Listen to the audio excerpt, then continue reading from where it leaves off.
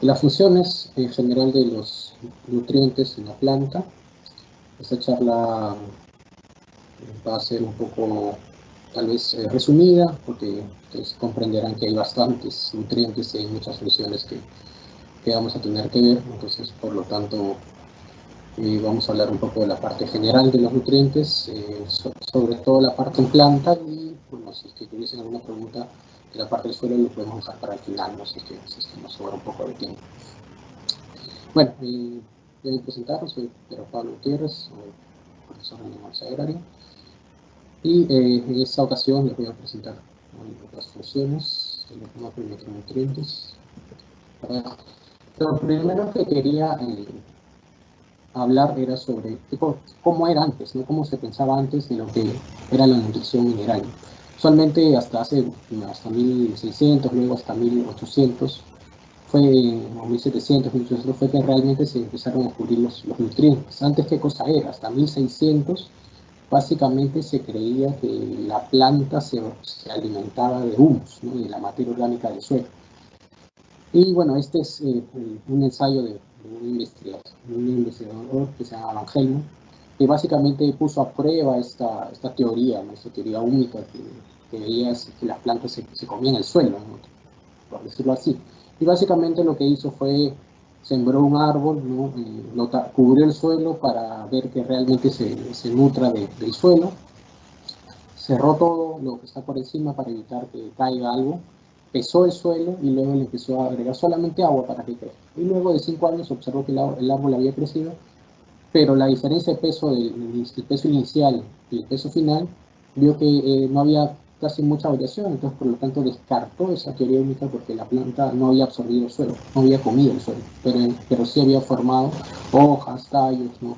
Y por lo tanto el descarte. Lo único que, en la conclusión que llega él, no llega a demostrar que existen los nutrientes, pero porque él cree que es en realidad el agua el que genera el crecimiento. Luego ya con ensayos posteriores ya se empieza a darse cuenta de que en realidad son los nutrientes, ¿no?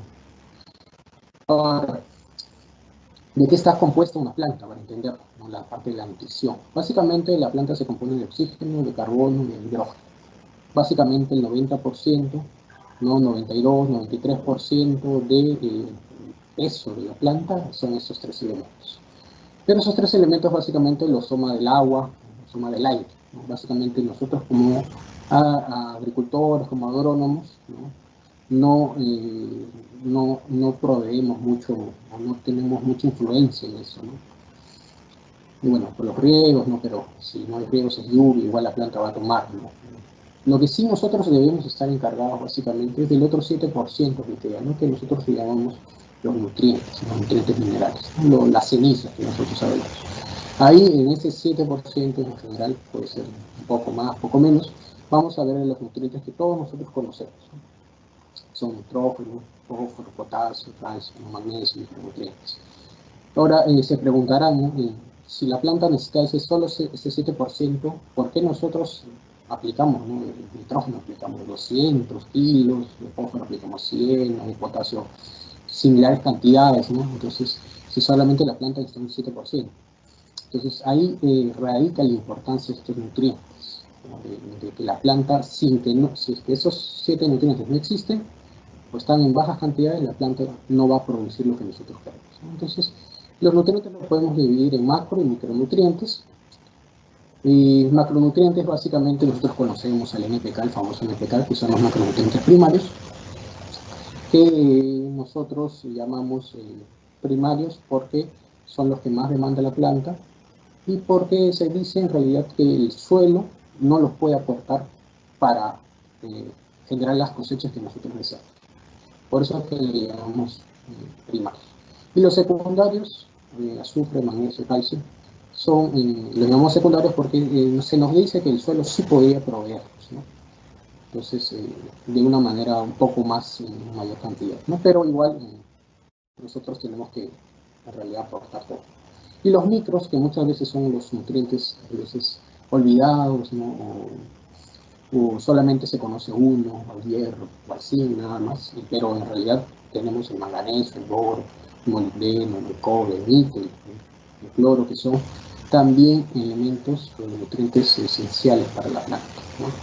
Que en realidad son micros porque en realidad la planta necesita muy poca cantidad, ¿no? Más o menos hablando, bueno, vamos a ver en un momento, el nitrógeno 3-4%,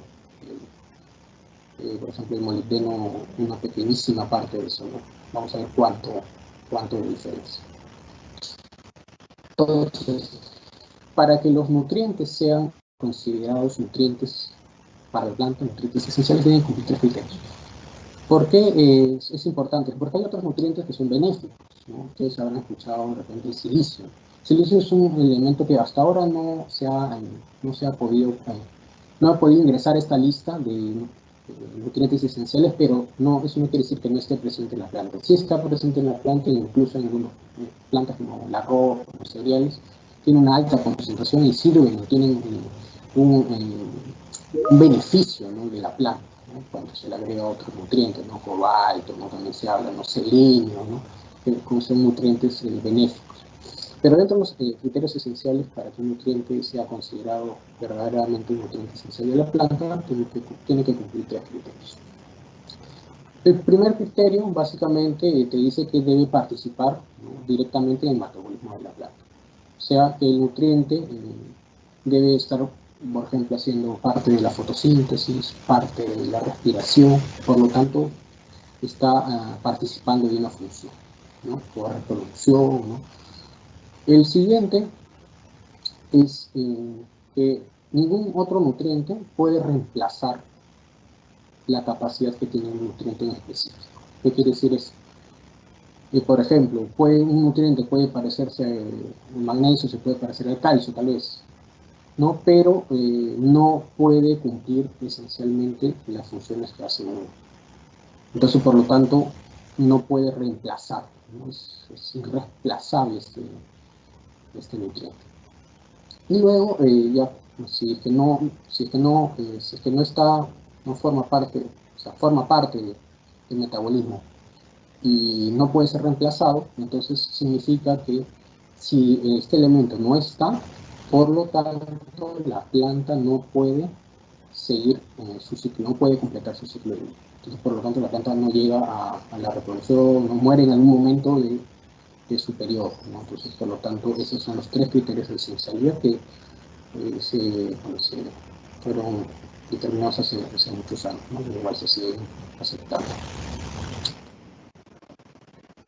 Y les comentaba básicamente cuánto es las concentraciones de los nutrientes de acuerdo al elemento, ¿no? Básicamente el nitrógeno es el que más cantidad está componiendo la planta, ¿no? Y bueno, puede ser potasio, puede ser calcio, ¿no?, puede ser magnesio. Y vean algo que siempre es muy importante, ¿no?, el fósforo, ¿no? El fósforo es considerado un macronutriente principal, pero ustedes pueden ver que es un poco menor que el magnesio o el calcio, ¿no?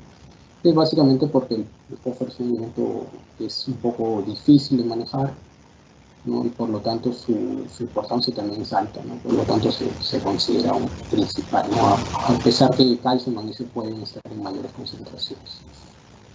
Y podemos ver, ¿no?, las concentraciones de molibdeno y de níquel son, ¿no?, muchísimo más pequeñas que la del nitrógeno, ¿no? Si nosotros quisiéramos saber cuánto es la relación, simplemente dividimos 1000 entre 0.01, va a dar más o menos 1 millón.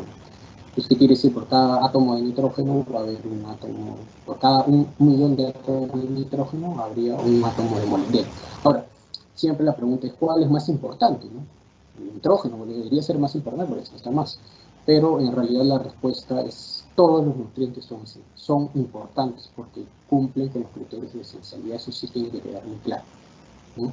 Si falte uno de molibdeno, la planta no podría completar su ciclo de vida. Por lo tanto, algo que siempre me gusta recalcar es que las fertilizaciones que se hace a los cultivos, en realidad nosotros deberíamos de tratar de darle la mayor cantidad de nutrientes a la planta. No la mayor cantidad, sino individualmente la cantidad misma, sino deberíamos darle todos los nutrientes en la posibilidad, ¿no?, para que la planta no sufra ningún problema.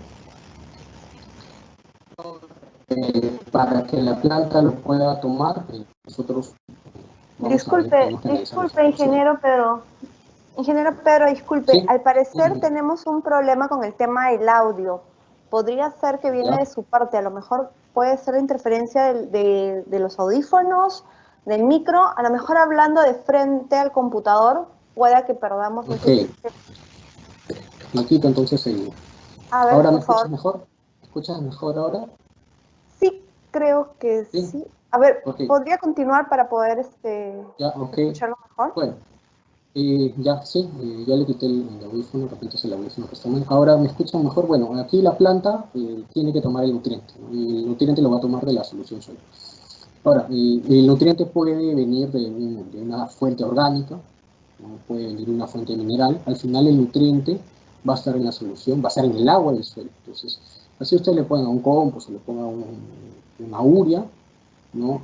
El nutriente tiene que estar en solución en forma iónica y recién la planta lo va a tomar, recién va a ser disponible para la planta, ¿no? Entonces, eso sí, también me gustaría que quede claro, porque básicamente la planta toma iones en la solución, ¿no? No importa si la fuente es orgánica o la fuente es mineral, ¿no? Al final tiene que estar en solución todo.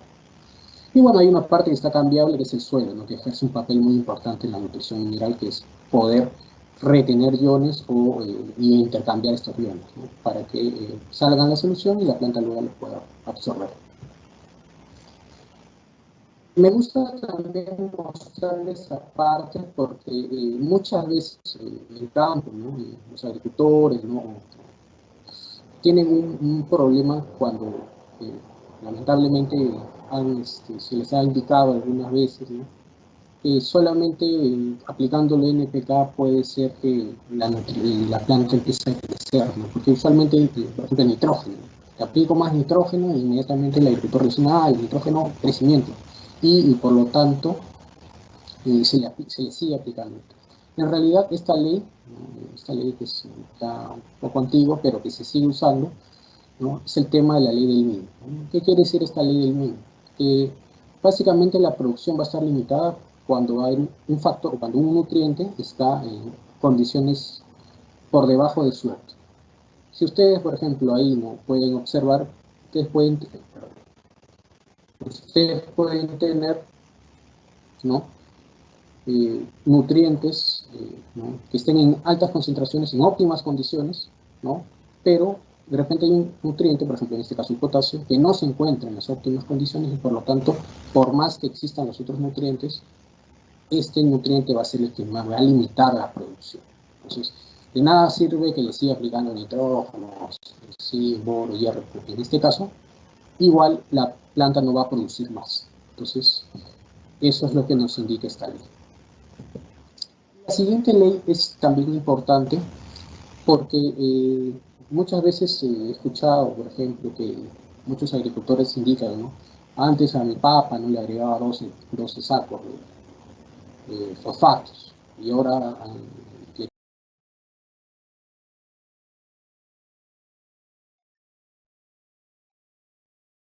tengo que agregar, no sé, 14, ¿no? Porque ya el suelo no da o hay un problema, no sé qué pasa, ¿no? Y le siguen aplicando más. El problema de aplicar más, ustedes lo pueden observar aquí, es de que si yo sigo aplicando, cuando yo no aplico nada, o sea, cuando yo tengo cero, obviamente el beneficio de mi planta es cero, o sea, la planta no crece.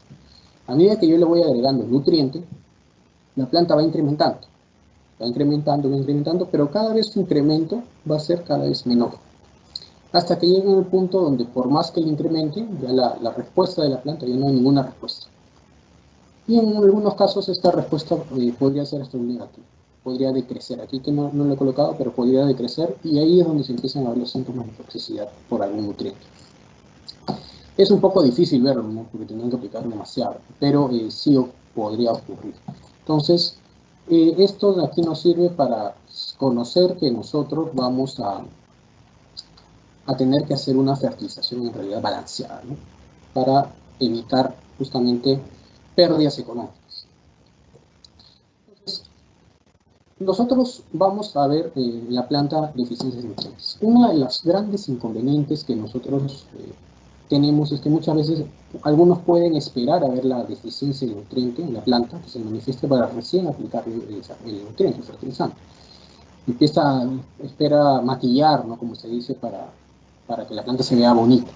Pero lo que sucede en realidad es que cuando ustedes esperan que se vea la deficiencia del nutriente, lo que generan en realidad es que la producción disminuye. Y lamentablemente la disminución ya no va a poder ser corregida luego de que así ustedes la apliquen. O sea, ustedes tienen que empezar con un plan de nutrición, ¿no? De acuerdo a la fonología de la planta, para justamente darle en los momentos precisos la nutrición y que la planta crezca. Entonces, eso es importante. Ahora, ¿cómo nosotros vemos las deficiencias, ¿no?, en la planta? Lo podemos dividir en dos.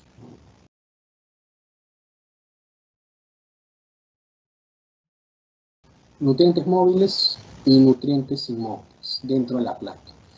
Entonces, ¿qué quiere decir esto? Que los nutrientes no se van a redistribuir dentro de la planta. La planta toma los nutrientes, ¿no?, con el agua, llegan a su destino, y hay algunos que cuando llegan a su destino pueden removilizarse, ¿no? Por ejemplo, son estos de aquí: nitrógeno, fósforo, potasio, magnesio. Se pueden removilizar. ¿Qué quiere decir esto? Cuando ustedes ven que la planta está creciendo, esta hoja pequeñita necesita todos los nutrientes, porque está en pleno desarrollo. Entonces, como ya no hay en el suelo, ¿qué hace la planta? Removiliza sus propias reservas que están aquí. Y por lo tanto, ese nitrógeno se va hacia arriba. Y expresa el síntoma de deficiencia aquí, en estas hojas, ¿no? En las hojas basales y las hojas más viejas, ¿no? Ustedes habrán visto el amarillamiento de las hojas basales, ¿no? Eso es típico de deficiencia de nitrógeno. Pero ¿qué sucede con estos de aquí, ¿no? Estos nutrientes, ¿no?, calcio, boro, ¿no?, hierro, por ejemplo, están en esta hoja, pero cuando sale esta pequeña, obviamente necesita hierro, y como este hierro es inmóvil, este hierro que está aquí no se puede traslocar, y por lo tanto la hoja que presenta el síntoma, ¿no?, de deficiencia va a ser esta hojita pequeña. No, eso es lo que básicamente nosotros podemos observar, por ejemplo, si tenemos un cultivo, ¿no?, por ejemplo en costa, ¿no?, que especialmente los suelos limitan la absorción de hierro, y por lo tanto las hojas pequeñitas ustedes van a ver una clorosis, ¿no?, internerval, y van a diferenciar ¿no?, el tema de la deficiencia de hierro. No sé, de repente hay uno que trabaja en café, por ejemplo, en café donde son suelos básicos, donde no son ácidos. Ustedes van a ver aquí las hojas, las primeras hojitas que se ven del arbolito, ¿no?, del arbolito, ustedes van a ver que están amarillos, y eso es básicamente deficiencia de hierro. Ahora, vamos ya a empezar básicamente por los nutrientes, ¿no?, uno por uno. El nitrógeno usualmente es el nutriente que más se habla, el que más importancia le damos, tal vez el nutriente que en mayor tecnología exista, ¿no?, por el tema de que el nitrógeno es el que más se absorbe, ¿no?, y también por el tema de que el nitrógeno es uno de los que más se puede perder. Entonces, por lo tanto, las tecnologías están basadas en proveer nitrógeno. Ahora, el nitrógeno básicamente, ¿para qué nos sirve?, ¿no? Básicamente es un constituyente, ¿no?, es la parte estructural de la planta, ¿no? El nitrógeno ingresa a la planta, ¿no?, puede ingresar como nitrato o puede ingresar como amonio, y al final se va a convertir en proteína, aminoácidos, proteínas, y luego de las proteínas se puede formar, por ejemplo, clorofila, ácidos nucleicos. Entonces básicamente está en la parte estructural de la planta. Al ser estructural, obviamente, ustedes lo van a ver en la parte verde de la planta, ¿no?, en todos los tejidos, ¿no?, que están en crecimiento y desarrollo. Ahora, como es nitrógeno y va a formar proteína, entonces siempre se asume que una buena fertilización nitrógena, por ejemplo, en cereales, va a generar un mejor contenido proteico, ¿no?, de estos alimentos, ¿no?, que al final buscamos la cantidad de proteína. Ahora, ¿cuál es ¿no? ¿Cuál es la parte adversa, tal vez, ¿no? del nitrógeno? ¿No? Que, como hemos visto, básicamente sirve para aumentar el crecimiento y desarrollo de los tejidos, puede volver a las plantas suculentas cuando se excede el nitrógeno. Y por lo tanto es más susceptible a plagas y enfermedades. Por lo tanto, es de mucho cuidado, ¿no? Ahora, al final tal vez podemos ver, si tienen la pregunta, la diferencia entre amonio y nitrato, ¿no? Que también es otra de las grandes los grandes no inconvenientes me preguntas, ¿no? ¿Qué fertilizo, nitrato o amonio? Pero bueno, esto vamos a ver básicamente lo que es el nitrógeno.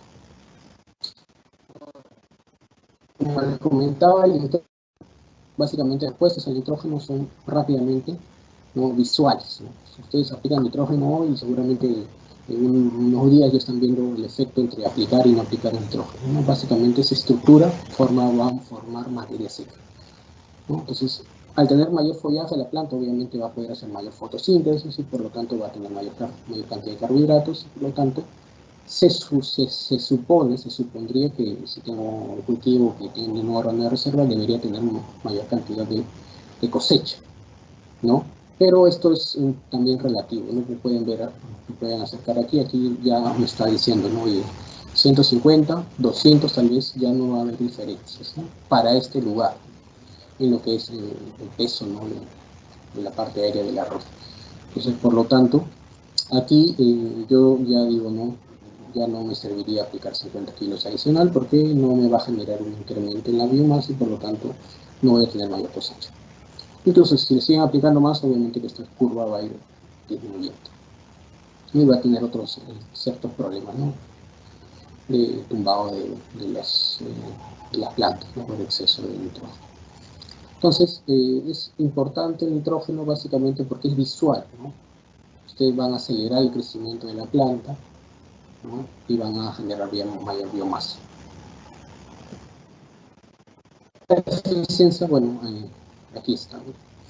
Ustedes, la eficiencia del nitrógeno, básicamente ustedes la van a ver, esta es la principal, pero en realidad no, puede ser que la planta ya esté deficiente y se va a ver así, plantas pequeñas, ¿no? Plantas muy pequeñas que no han desarrollado, ¿no? Hojas más a foliar y por lo tanto se van a ir quedando, ¿no? En el campo. Y eso es básicamente el principal tema, ¿no? Que ustedes ven plantas pequeñas y eso inmediatamente se le puede atribuir al nitrógeno o de repente, en realidad puede ser otros nutrientes, ¿no? Pero usualmente le aplicamos, se le atribuimos al nitrógeno a plantas pequeñas, amarillentas, ¿no? Sobre todo esta es la hoja que se debería observar para ver si es deficiencia de nitrógeno. Ahora, el nitrógeno, ¿no? Como les comentaba, ¿no? Puede ser absorbida como amonio, como nitrato, y eso va a influenciar mucho en el suelo, ¿no? Por el tema de las reacciones que suceden, ¿no? Pero eso ya lo veremos tal vez para la parte del suelo. Ahora, fósforo. ¿Qué vemos en fósforo? ¿No? Fósforo es un nutriente que muchas veces se nos ha dificultado su manejo porque el fósforo en realidad en el suelo es muy difícil porque reacciona demasiado, ¿no? Reacciona con cualquier cosa y se mueve lento y por lo tanto es complicado que la planta pueda tomar. Entonces es ahí porque donde ustedes van a ver que el fósforo siempre va muy junto a la semilla, ¿no? A la planta, ¿no? A la raíz de la planta para justamente poder ser absorbido. ¿Cuál es la función del fósforo en la planta? Básicamente, ¿no? Es estructural, ¿no? Igual, ¿no? Y en la parte estructural tiene un componente que es muy importante, que es transferencia de energía. Ustedes se acordarán del ATP, ¿no? Que se llama, que es la molécula, ¿no? como la moneda, la monedita de oro, ¿no? Pues que todos quieren la monedita, ¿no? Porque básicamente en el ATP está la energía. Entonces, cada vez que la planta necesite, ¿no? energía para sus diferentes procesos metabólicos, el ATP tiene que ser presente. Porque básicamente se desprende ahí el ATP, se quita un enlace, se forma ATP, y por lo tanto en la ruptura de un enlace de fósforo es donde se libera gran cantidad de energía. Se almacena y se libera energía. Entonces, el ATP es fácilmente movible y va siempre hacia donde la planta lo necesita. Es por esto que el fósforo siempre está relacionado ¿con qué? Con el crecimiento de raíces. Una planta bien nutrida en fósforo va a desarrollar una buena cabellera radicular, porque es lo principal que al inicio de la planta hace, ¿no? Buscar, explorar mayor cantidad de suelo para buscar mayor cantidad de nutrientes y cantidad de agua. Y por lo tanto, una buena fertilización, una buena dotación de fósforo para la planta generaría no solamente crecimiento de raíces, sino en realidad de todos los procesos que existen. Porque en todos los procesos hay gasto de energía, ¿no? Por lo tanto se necesita el fósforo. También obviamente está en otros compuestos como los fosfolípidos, ¿no? Que le dan, ¿no? son parte del componente de la membrana, ¿no? Y los ácidos nucleicos que básicamente tienen que ver con para la formación de ADN, ARN, que son la parte del compuesto genético de la planta. Ahora, el fósforo, ¿no? También está, como está relacionado a todo lo que es transferencia de energía, tiene que ver mucho también el momento, por ejemplo, de el momento reproductivo, ¿no? Ahí donde está creciendo, ¿no? En los frutos, ¿no? Donde se va a formar. Entonces ahí, en ese momento donde demanda gran cantidad de energía, que la planta gasta para justamente formar sus reservas, ahí tiene que estar el fósforo, ¿no? Y por lo tanto, es muy importante que en esos momentos la planta esté bien abastecida de fósforo. Y bueno, también la semilla, ¿no? Vamos a ver en un momento. Y el otro, tal vez muy conocido, que es como regulador, ¿no? Que es el fósforo inorgánico, que antes de formar esto, primero se como fósforo inorgánico, y básicamente controla unas reacciones, ¿no? Todo una síntesis de carbohidratos. Entonces ahí vamos a ver, por ejemplo, que un desbalance de nitrógeno y fósforo, ¿no? Va a generar, por ejemplo, la típica deficiencia de fósforo, que es la acumulación de antocianinas, ¿no? Justamente se da por este tema de que falta el fósforo, ¿no? Que es lo primero que faltaría. Ahora, aquí vamos a observar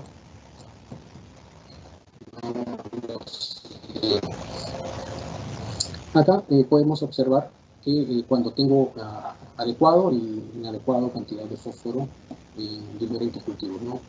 Tanto en los granos como en las hojas de espina.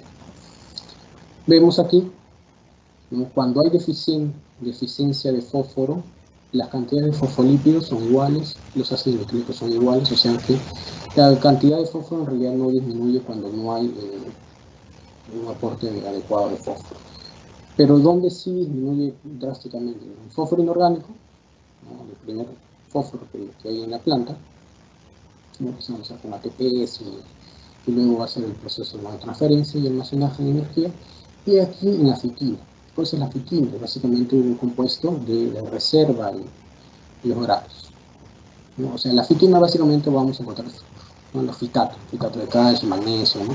¿Qué es eso? ¿No? Básicamente cuando el grano, ¿no? O sea, bueno, la semilla, ustedes la colocan, ¿no? para otra vez producir plantas, y obviamente que la semilla no tiene una raíz, ¿no? De dónde sacar los nutrientes, ¿de dónde los va a sacar?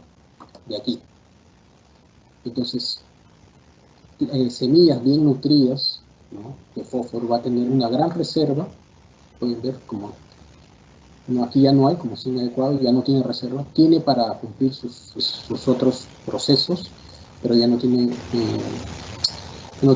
fósforo para cumplir el proceso de reserva, ¿no? Que es al final los granos. Por lo tanto, estas semillas van a tener menos reserva y por lo tanto van a tener menor vigor, ¿no? Va a ser plantas más débiles y por lo tanto va a ser muy poca germinación. Eso es muy importante, por ejemplo, para los que trabajan con semillas, ¿no? El tema del fósforo, para tener una mejor calidad, ¿no? De estas semillas. Y bueno, acá vemos en hojas, ¿no? En hojas, bueno, aquí obviamente no hay fitina, pero no es una hoja, no es un grano.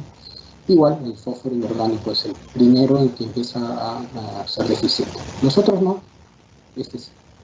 Entonces, todos los procesos de transferencia vamos a tener ese problema.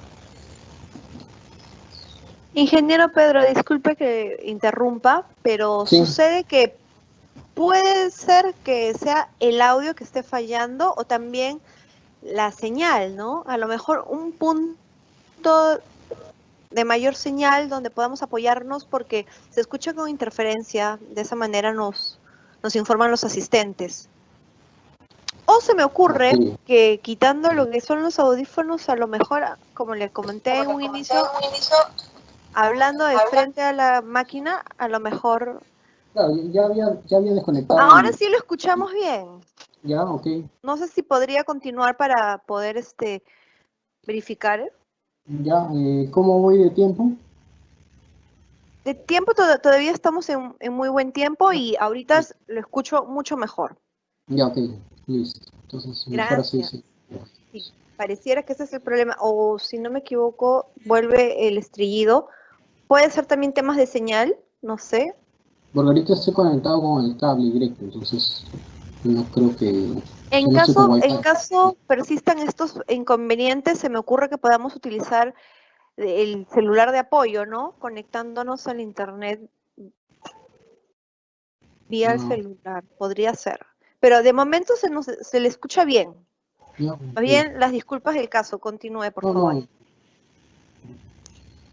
bueno, problemas algunos, que a pesar que se ha probado, igual siempre ocurren algunos problemas. A ver, entonces, eso es con respecto al fósforo, vamos a pasar al potasio.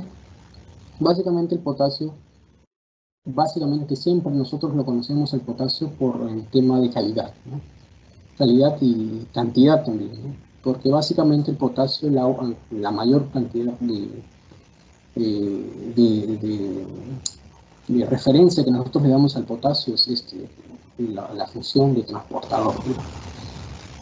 Básicamente nosotros agregamos potasio para justamente generar que los fotosintactos que se han formado en las hojas ¿no? En la planta, convertir ese CO2, ¿no? a carbohidratos. Ese carbohidrato, una vez que esté en la hoja, necesita ser removilizado a los órganos de reserva, o sea frutos, o sea tubérculos, o sea tallos. Y por lo tanto, necesitamos de alguien, ¿no? que lo haga. Usualmente se le ha encargado siempre esa función del potasio, pero no solamente está el potasio, usualmente también puede ser el magnesio, puede ser el boro, pero básicamente nosotros le decimos que es el potasio, ¿no? Aunque bueno, en realidad no, puede estar también el magnesio y el boro, que ayudan a que haya un mejor movimiento, ¿no? de transportes de los nutrientes, de los carbohidratos en general. Ahora, este efecto que nosotros tenemos es básicamente en calidad, ¿no? Porque mejor transporte de nutrientes, de carbohidratos a los órganos de reserva significan, ¿no? frutos o tubérculos o papas más de mejor calidad, ¿no? Pues, por lo tanto, nosotros al final, si es una fruta, no vean que vamos a vender la calidad que es mucho más vistosa, ¿no? Pues, por lo tanto, aquí el potasio no es muy importante, por eso que se hacen aplicaciones no solamente al suelo, sino también aplicaciones foliares de potasio para el llenado, ¿no? el llenado de frutos, ¿no? Pero no solamente el potasio trabaja aquí, ¿no? También tiene otras importancias, ¿no? Por ejemplo, activación enzimática. Usualmente este potasio activa lo que es la enzima esta ribulosa, que básicamente es la que es encargada de tomar el CO2 del ambiente y hacerlo ingresar a toda la cadena, ¿no? de la fotosíntesis para generar los compuestos carbohidratados, los carbohidratos. Perdón. Ahora, también está obviamente en la parte de, de síntesis de proteínas por su acción enzimática y el tema también de la osmorregulación. Básicamente la osmorregulación nosotros lo vemos, por ejemplo, en la apertura y cierre de stocks. Se ha encontrado básicamente que cuando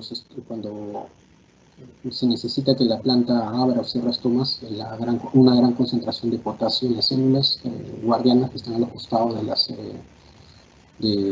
la célula del estoma, y por lo tanto genera un diferencial de presión y es ahí donde entra el agua, ¿no? Para abrirlo o para sacarlo, ¿no? O para cerrarlo, ¿no? Entonces esa es la función del potasio, que no solamente es potasio, ¿no? También puede ser calcio, puede ser cloro también para el tema de la osmorregulación. Entonces hay un mejor balance, un mejor respuesta de la planta a algunos procesos, ¿no? Como ejemplo cuando hay excesivo calor, ¿no? Excesiva transpiración, para que la planta no se deshidrate. Y aquí básicamente nosotros observamos, ¿no? Casi siempre una respuesta positiva del potasio. Al menos yo no he visto una respuesta negativa tal vez del potasio, a las aplicaciones de potasio con respecto a la planta. El único problema que podría generar el potasio, que como es un catión, ingresa como K como ion potasio, entonces lo que podría generar es, lo que muchas veces puede suceder, es el tema de que puede bloquear a otros cationes, ¿no? Como calcio, como magnesio, porque usualmente el potasio nosotros agregamos grandes cantidades de potasio al suelo, mientras que muchas veces calcio, ese es el problema, calcio y magnesio no se agregan, entonces por lo tanto esto genera un desbalance. Porque el potasio no puede generar las mismas funciones que el calcio, que el magnesio. Por lo tanto, ese podría ser un problema, ¿no? Aquí podemos observar el tema de básicamente el transporte, ¿no? Aquí básicamente lo que hicieron es usar un marcador, ¿no? Un carbono 14, para ver cuál es el movimiento de este carbono dentro del auto, ¿no? Esto hicieron en caño. Y lo que hicieron básicamente aquí es, ¿no?, ver cómo se mueve el carbono en las diferentes partes de la planta, ¿no? Se pone en el limbo, ¿no? ¿No? Se ingresa carbono obviamente por la fotosíntesis, ¿no? Se ingresa.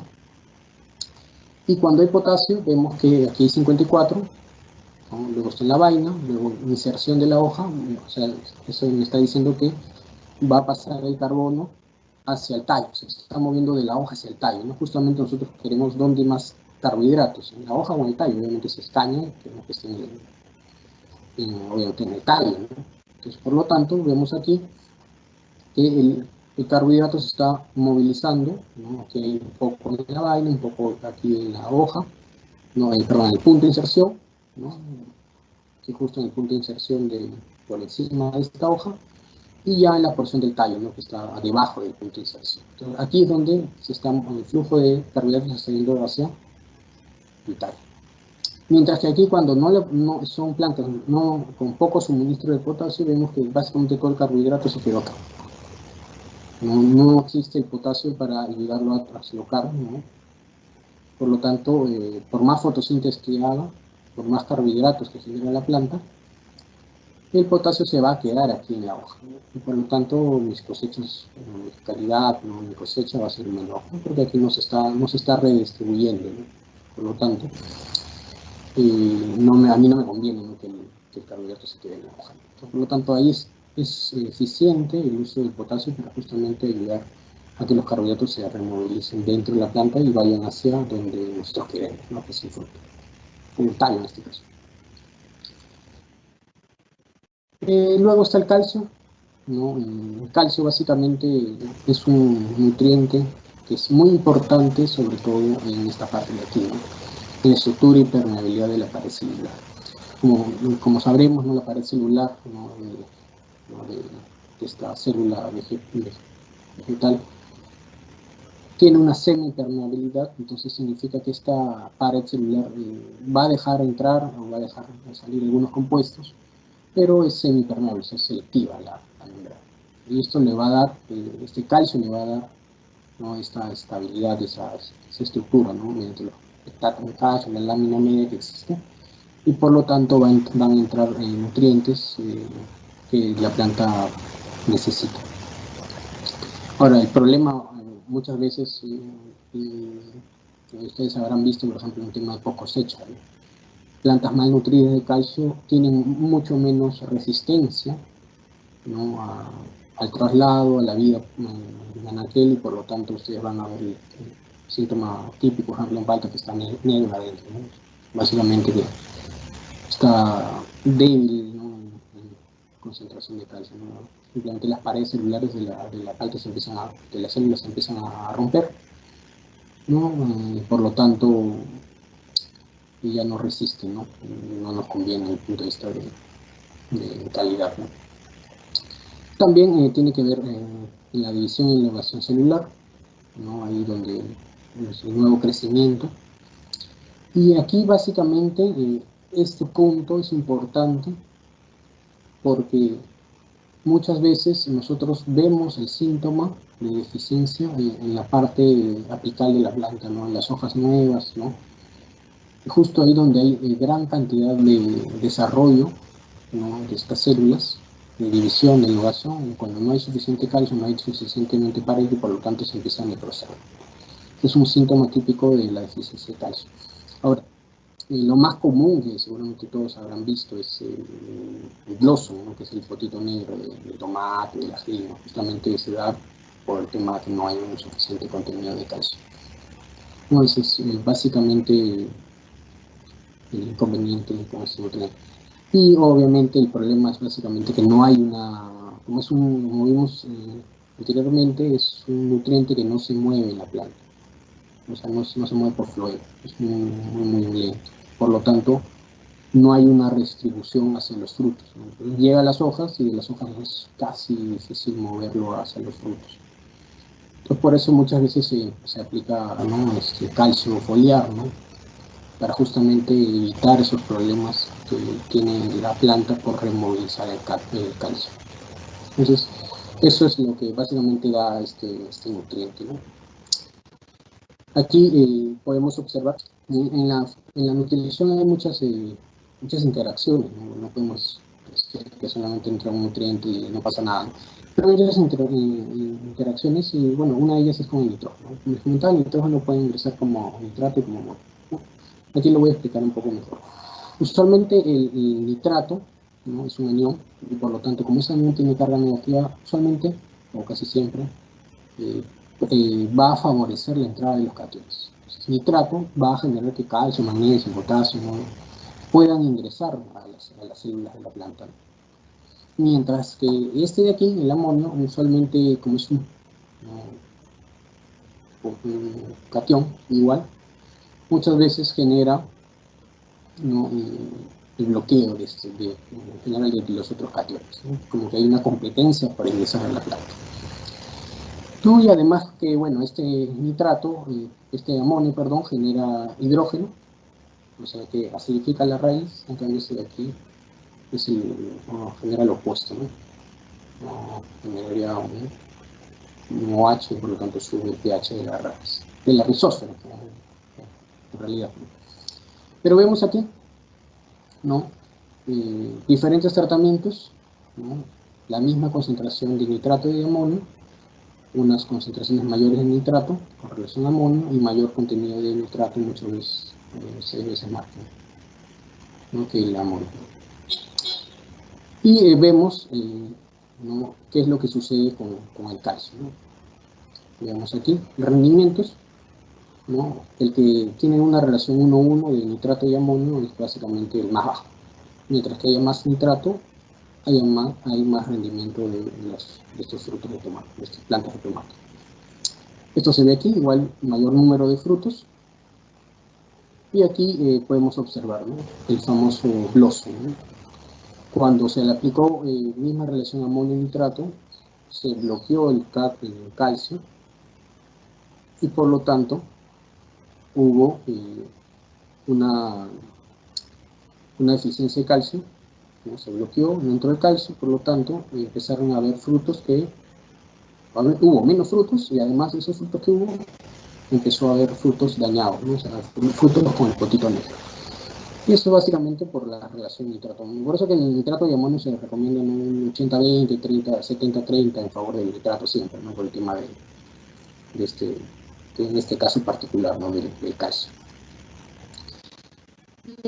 Aquí es donde básicamente se nota por ejemplo, el espárrago, ¿no? Se nota su deficiencia, ¿no? Aquí básicamente el calcio, ¿no? Como no se puede, como no hay calcio, entonces esta parte donde hay mayor crecimiento, elongación, división celular, no hay calcio, por lo tanto los puntos, ¿no? De crecimiento se empiezan a a marchitar, ¿no? Entonces, por lo tanto, la planta empieza a desarrollar ese doblado, en este caso, del turión en la espalda. Entonces, es algo típico de calcio, ¿no? Los puntos de crecimiento se van debilitando y por lo tanto no se puede generar un buen cultivo o cosecha. Luego está el magnesio. El magnesio básicamente nosotros lo conocemos básicamente por la clorofila, ¿no? O sea, magnesio verde, ¿no? Inmediatamente pensamos en clorofila y por lo tanto las plantas que van a generar bastantes carbohidratos y por lo tanto con mejores rendimientos para nosotros, ¿no? Aquí básicamente vamos a ver actividades enzimáticas del magnesio, ¿no? Básicamente, por ejemplo, la ribulosa de la ceja C2 tiene que ver el magnesio, ¿no? Algunos transportadores, ¿no? Por ejemplo, donde hay, por ejemplo, la fotosíntesis, ¿no? Pues, en el ciclo de Krebs, por ejemplo, se forman estos transportadores de electrones y el magnesio tiene bastante que ver ahí, ¿no? Y de repente el otro menos conocido, bueno, no menos conocido, pero muy importante es este de aquí, que es, se acordarán del ATP, ¿no? Son compuestos ricos en energía. Ese ATP, para soltar su energía, necesita acoplarse ¿no? a dónde va a soltar la energía, ¿no? En el sustrato. Y el magnesio es el puente entre el ATP y el sustrato, ¿no? Entonces, por lo tanto, el magnesio ayuda justamente a liberar esta energía de los ATPs. Y básicamente la deficiencia es un internerval, ¿no? Una clorosis internerval. Aquí las nervaduras siguen verde, pero dentro está amarillento, ¿no? Pero como les comentaba, últimamente ya se reconoce el magnesio que también forma parte de un transportador, ¿no? Como el potasio. Y por lo tanto, deficiencia de magnesio generaría no llenado por ejemplo, en este caso, el maíz. Entonces, por lo tanto, también el magnesio está reconocido como transportador, ¿no? Para ayudar a la mejor distribución de los carbohidratos dentro de la planta. Bueno, ahora básicamente mucho se relaciona calcio y magnesio, ¿no? Bueno, calcio básicamente tiene que ver, no se mueve en la planta, en cambio el magnesio sí se puede mover, ¿no? Es una diferencia muy marcada entre los dos. Pero igual, por ejemplo, el magnesio y el calcio están en los pectatos, ¿no? Los pectatos de calcio, pectatos de magnesio están en la pared celular, ¿no? Entonces, por eso que algunas veces creen que alguno puede suplir la actividad del otro, pero no se puede en realidad. Y luego el azufre, por ejemplo. El azufre es un elemento que yo creo que casi olvidado. No sé si nunca he escuchado a alguien que diga voy a fertilizar con azufre en una planta. De calcio sí, porque escucho que compran, ¿no? Una fuente de calcio, una fuente magnésica, ¿no? Pero de azufre muchas veces no lo he escuchado. Bueno, en realidad nunca he escuchado que alguien me voy a aplicar el azufre, ¿no? Y muchas veces eso se debe porque el azufre, hace mucho tiempo, cuando la agricultura estaba cerca a las ciudades, ¿no? A las industrias, ¿no? No había deficiencia de azufre porque el azufre puede absorberse desde la atmósfera, ¿no? Se puede absorber desde la atmósfera, ¿no? Lo que nosotros conocemos es que se absorbe como sulfato, ¿no? Como ion sulfato, como un anión. Pero el azufre también puede ser absorbido desde la atmósfera. Esto de aquí era importante porque si los campos crecían cerca de unas fábricas y las fábricas usualmente antes contaminaban y dentro de sus productos había azufre, había esto de aquí, obviamente que la planta lo tomaba y no había ningún problema. Pero desde que se prohibió, obviamente hace mucho tiempo, estos contaminantes, se empezó a ver la deficiencia de azufre en las plantas. Y por eso se empezó a estudiar más el azufre. Y ahora, el azufre yo lo coloco aquí porque como es un elemento olvidado, pero en realidad de repente es un elemento que les puede llamar la atención desde el punto de vista de fitopatología, ¿no? Como ustedes sabrán, plantas bien nutridas son menos susceptibles, ¿no? Por eso que hay muchas investigaciones en lo que es nutrición de plantas y resistencia a las enfermedades, ¿no? Y aquí, por ejemplo, el azufre es uno de ellos, ¿no? Y está básicamente comprobado El azufre usualmente ingresa, está en forma oxidada, se reduce, y luego esto básicamente va a formar, ¿no?, cisteína, ¿no? Cisteína, metionina, ¿no?, que son básicamente lo que genera dentro de la planta. O sea, está en la parte estructural, ¿no? Y también, obviamente, si estas proteínas ayuda a una mejor síntesis de nitrógeno, porque el nitrógeno también va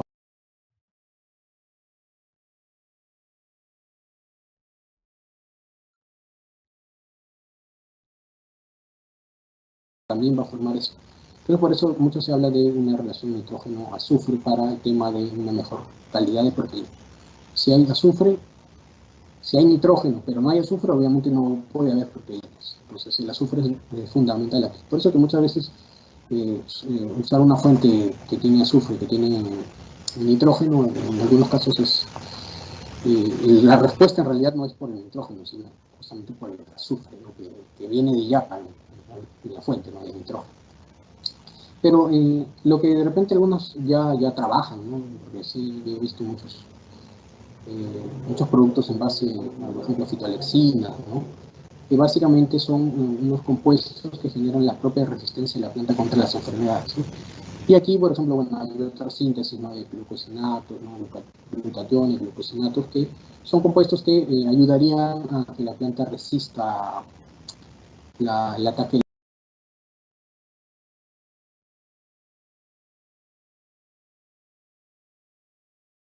de los hongos, sobre todo, ¿no? Y bueno, también la síntesis, ¿no?, sigue una ruta para seguir la síntesis del ácido salicílico, ¿no?, que también creo que también está entrando a la agricultura. Bueno, no sé si entró, no trabajo ahí, pero también tiene propiedades, ¿no?, de generar resistencia, ¿no?, hacia las enfermedades. Y por eso aquí les presento esto de aquí, es interesante. Desde el punto de vista de la nutrición, no es que ustedes apliquen un nutriente y la planta se va a curar, ¿no? Eso en realidad no es cierto, ¿no? Lo que sí es cierto, y que sí lo he visto, ¿no?, es esto de aquí, ¿no?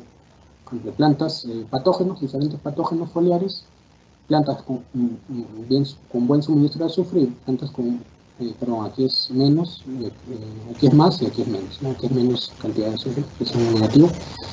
Lo que se nota básicamente es que plantas con bastante cantidad de azufre, o sea, bien nutridas en azufre, el patógeno se desarrolla, pero se desarrolla menos, ¿no? Y con los que no tienen azufre, o sea, menos azufre aquí, el ataque del patógeno es mucho mayor, ¿no? No, esto, por ejemplo, si ustedes desean más información, en la Molina tuvimos una tesis, ¿no?, de que un amigo hizo una tesis así, ¿no?, con azufre y sin azufre, y vieron que hubo una respuesta casi similar, ¿no?, en Zapallito italiano, ¿no?, que está virtual, si quieren la pueden buscar, ¿no? Es muy interesante este tema, ¿no? Bueno, ya entrando a los micros, que son bastantes, los micros, y de repente nosotros lo dejamos al final, no sabemos exactamente qué función tienen, simplemente los aplicamos porque, bueno, es así, ¿no? Entonces, más o menos aquí rápidamente les voy a mostrar qué cosas hacen las funciones y en qué partes del metabolismo de la planta actúan. El hierro básicamente es el primero porque es el que de los micronutrientes es el que mayor concentración está en la planta. Básicamente el hierro es un transportador de electrones, ¿no? En la fotosíntesis, ¿no?, en la respiración hay transporte de electrones y ahí hay moléculas que tienen que transportar estos electrones. Entonces ahí está el hierro, ¿no? Y estructural, ¿no? La ferredoxina. La ferredoxina es un compuesto que se forma en la fotosíntesis es importante. ¿Por qué? Porque básicamente es el que trabaja, por ejemplo, para el tema de algunos procesos de nitrógeno. Por ejemplo, en la síntesis, en la fijación biológica del nitrógeno hay ferredoxina, ¿no? Y bueno, y también la reducción del nitrato hacia amonio, o hacia amoníaco, también interviene la ferredoxina, ¿no?, en estas enzimas. en el proceso en general, ¿no? Entonces, por lo tanto, es importante, ¿no?, el tema de la ferrodoxina, ¿no?, y otros compuestos, ¿no?, por ejemplo, el nódulo, ¿no?, el nódulo de las bacterias fijadoras de nitrógeno, hay una recubierta, ese color rojizo que ustedes habrán visto, que es la ley de hemoglobina, que justamente también contiene hierro, ¿no? Y la activación enzimática, por ejemplo, en la nitrogenasa, ¿no?, está el hierro con azufre, ¿no? Por lo tanto genera, ¿no?, una mejor fijación, y también está en la síntesis de proteínas, ¿no? Por lo tanto, el hierro cumple papeles como fundamentales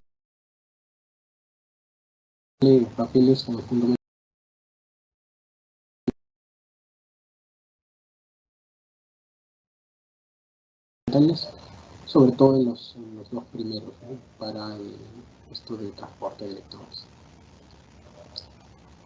Es esencial, ¿no? Si no hay transporte de electrones, no habría fotosíntesis, ¿no? Luego está el zinc, ¿no? El zinc es un elemento que, bueno, últimamente, pues los últimos 4 años ya que lo vengo trabajando. Bueno, yo básicamente lo trabajo actualmente para ver biofortificación agronómica, y algunas veces para también ver el efecto contra cadmio. Es una respuesta variable, ¿no? Pero básicamente el zinc dentro de la planta, ¿para qué nos sirve? Básicamente lo que siempre nosotros recordamos inmediatamente el zinc es un precursor del triptófano, ¿no?, que luego forma una auxina, ¿no?, y la auxina generaría un crecimiento de la planta, ¿no? Por eso que plantas deficientes en zinc tienen los entrenudos son cortos, ¿no? O sea, porque no se desarrolla bien la planta, no se queda pequeña, ¿no? En palto, por ejemplo, se habla que el fruto se forma como un fruto como una pelota de golf, ¿no? O sea, hace más o menos esa distribución, ¿no? Porque básicamente el zinc tiene que ver también con esto de aquí, ¿no?, con la polinización y la viabilidad del polen, ¿no? O sea, básicamente ayuda para el tema del tubo polínico. Entonces, por lo tanto, es importante en esos procesos. Y un proceso importante también es este de aquí, ¿no? El proceso, bueno, no solamente el zinc, ¿no?, el manganeso también se ha visto, ¿no?, el magnesio, en el tema de que cuando hay mucha luz, lo que sucede es que hay un exceso, ¿no?, de estas especies, ¿no?, reductoras del oxígeno, que se llama, que básicamente son compuestos oxidantes, ¿no?, dentro de la planta, ¿no? Entonces nosotros, igual en nuestro cuerpo, no estamos antioxidantes, justamente zinc, magnesio son antioxidantes que evitan que estas especies, ¿no?, reductoras del oxígeno, dañen las paredes celulares, las membranas de las células de la planta, y por lo tanto las destruyen. Entonces justamente estos nutrientes generan esa protección, ¿no?, para desactivar ese mecanismo de destrucción que existe dentro de la planta, ¿no? Luego tenemos el manganeso, ¿no? El manganeso básicamente, aquí lo tenemos igual, básicamente los micros son de activación enzimática, pero el manganeso es muy importante en esta primera parte de la fotosíntesis, ¿no?, la reacción de Gill, que básicamente es la ruptura de la molécula de agua para liberar, para justamente excitar al fotosistema número 2, y que empiece todo el proceso, ¿no?, de fotosíntesis. Entonces, ahí es donde el manganeso por lo que por lo que se sabe, se supone que el manganeso se oxida y se reduce, ¿no? Cambia de valencia el manganeso. Entonces ahí está para liberar los electrones que van justamente al fotosistema número 2. Y bueno, en todo caso también básicamente en otros tipos de enzimas también para generar las activaciones. Y bueno, todas las enzimas básicamente trabajan en lo que es síntesis de proteínas. Luego está el boro. El boro es importante por el tema de integridad de la pared celular. No solamente es el calcio, el magnesio, sino el boro también está ahí, en la parte de la celulosa, ¿no?, que está ahí junto a la pared celular, ¿no?, genera integridad, y por lo tanto le da una semipermeabilidad a la pared celular. Entonces, para eso es importante el boro, ¿no? Y también está en el tema de polinización, nuevamente, igual que el zinc, ¿no? O sea, que el cobre también está ahí, el tema del crecimiento del tubo polínico, ¿no? Y por lo tanto un mejor cuaje de frutos, ¿no? Entonces, por ejemplo, en palto se ve cuando hay deficiencia de boro, puede haber caída de frutos, o también puede generar esos paltos arriñonados, ¿no? Por una mala polinización, ¿no? Y sobre todo viabilidad del polen, ¿no? Entonces, por eso también es importante para los que hacen semillas.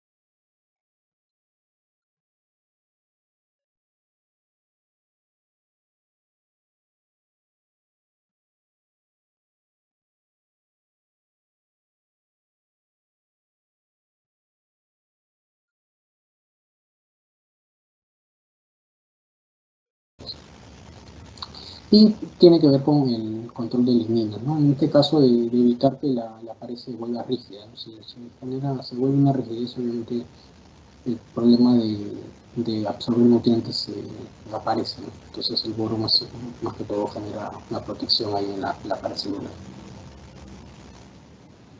Cobre que, bueno, casi no he visto que alguien que cobre para nutriente, básicamente lo hacen para control fitosanitario, ¿no? Para cerrar heridas, ¿no?